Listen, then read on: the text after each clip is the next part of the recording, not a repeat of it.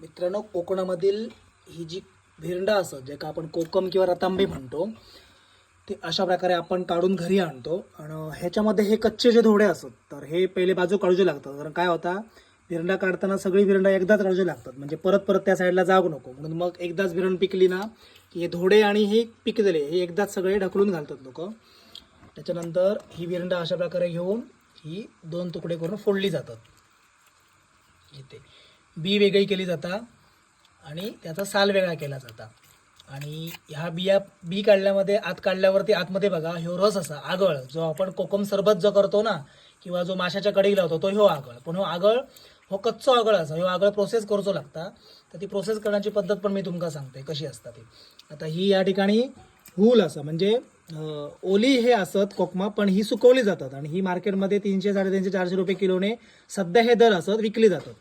आणि खावची सोला जर करूची असली तर त्याका बारीक सोला करूची लागतात. म्हणजे ही जी तो असं सोला ह्याचे अजून 4 तुकडे करूचे लागतात आणि ते सुकवचे लागतात अशा प्रकारचे.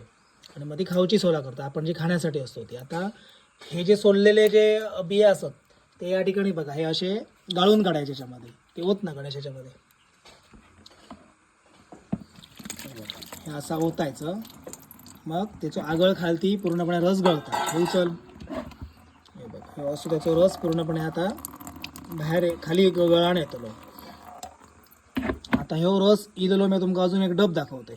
या ठिकाणी बघा ह्यो आम्ही आगळ काढून ठेवलेलो असा, तर ह्याच्यामध्ये मीठ घालून ठेवचो लागतं नाहीतर तो खराब होऊ शकता.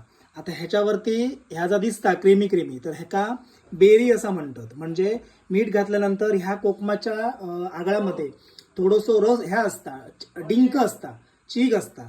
तर मग आतमध्ये मीठ घातला की हो डिंक पूर्णपणे अशा प्रकारे वरती येतं, हो गाळून काढूचो लागता. आणि जी आपली खावची सोला असत ती पण मी तुमका दाखवते कशा प्रकारे सुकवली जातात ती. या ठिकाणी बघा ही आमची खावची सोला असत. ती खावची सोला बघा अशा प्रकारे बारीक केली जातात आपली घरातली खाण्यामधली आणि ती अशा प्रकारे सुकत घातली जातात. मग आता ही सुकलेली खावची सोला असत ना, तर आत्ता तुमका जो मी आगळ दाखवलाय त्या आगळामध्ये ही रात्रीच्या वेळी बुडून ठेवली जातात आणि सुकवली जातात. म्हणजे 3 ते 4 आगळामध्ये काढल्यानंतर आणि नंतर ती आपण बरणीमध्ये भरून ठेवतो खाण्यासाठी. सुकत घातली जाता जी 300, 350 रुपये किलोने जाता आणि खावची सोलं 400 रुपये किलो. अजून एक प्रोसेस दाखवतो. हे कोकमाचे बिये असतात, ह्यांका रखा लावून अशा परत सुकवले जातात.